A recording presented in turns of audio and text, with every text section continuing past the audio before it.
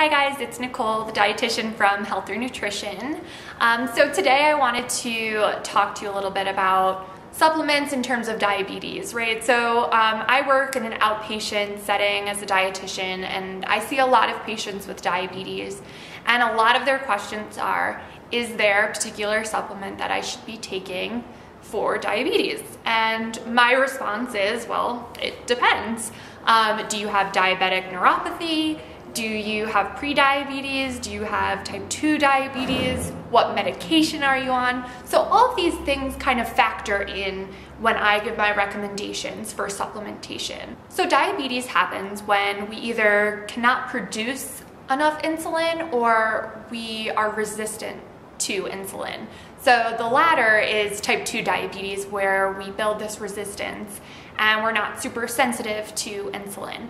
So what happens is there are some supplements that we can take in terms of diabetes, one of which being ALA, or alpha lipoic acid.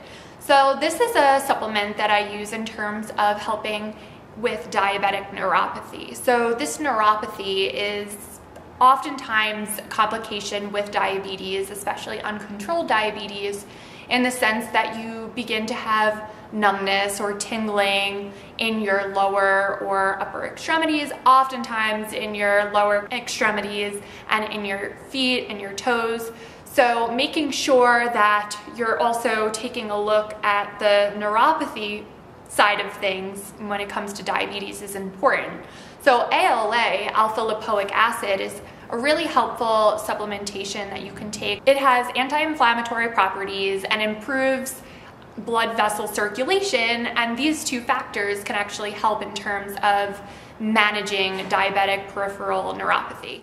If you liked today's video, hit that thumbs up button and check out our channel to view our other videos. If you have any questions, feel free to leave a comment below. Otherwise, hit that subscribe button and we'll talk to you next time.